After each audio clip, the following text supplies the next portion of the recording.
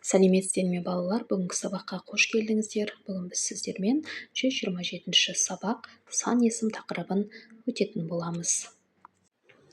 28 жаттығу өлеңді мәнерлеп оқы.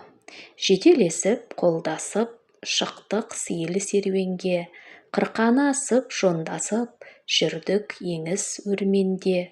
Ауыл қалды жырақта, жұбымызды жазбадық, аунап жасыл құраққа, тау қойнауын шарладық. Өлеңнің авторы Болат Үсенбаев. Балалар, енді осы өлеңге байланысты берілген сұрақтарға жауап береміз. Өлең не туралы? Оған ат қой. Балалар, өлең серуенге шығу туралы. Өлеңге серуен деп ат қойсақ болады екен. Бұл сипаттау мәтіні ме, әлде әңгімелеу мәтіні ме дейді? Балалар, әрине бұл әңгімелеу мәтініне жатады.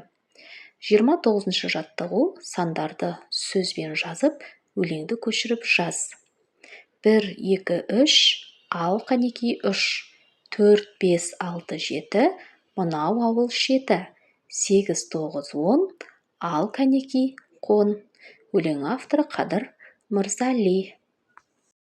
30 жаттығу жаңылтпашты жатқа жаз. Ала көл, дара көл, ала көлді қара көр, ол көл, мөлдір көл. Балалар, жаңылтпаштың авторы Ескен Елубай. Алакөл туралы білетініңді айт дейді. Балалар, Алакөл Қазақстанның шығысында орналасқан үлкен және тұзды көл. Ол Алматы және Шығыс Қазақстан облыстарының шекарасында жатыр. Алакөлдің ерекшеліктері тұзды және минералды суы емдік қасиеттермен танымал. Көлдің суы тері ауруларын, буын ауруларын емдеуге көмектеседі.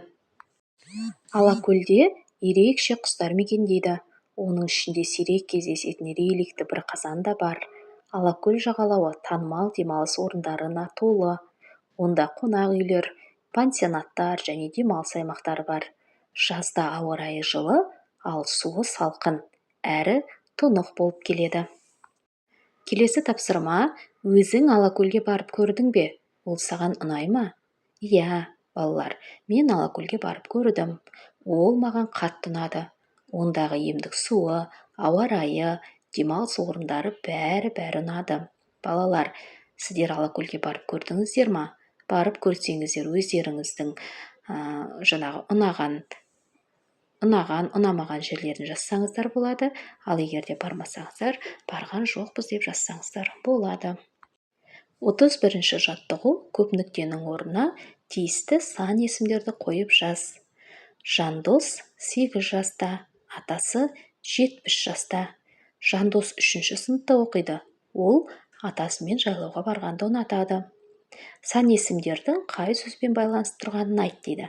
Балалар, сөйлемдердегі сан есімдер, мысалы, бірінші сөйлемде 8 жаста. Қанша жаста? 8 жаста. Яғни 8 сөзі жаста сөзімен байланысып тұр. 70 сөзі жаста сөзімен байланысып тұр. Ал үшінші дегеніміз ол сыныпта оқиды. Қай сыныпта оқиды? 3 сыныпта оқиды. Яғни бұл 3 сыныпта оқиды деген сөзбен байланысып тұр. Үшінші сөзі сыныпта сөзімен байланысып тұр. Олай болса, бүгінгі сабағымыз осымен аяқталды. Келесі сабақта кездескенше сау саламатта болыңыздар.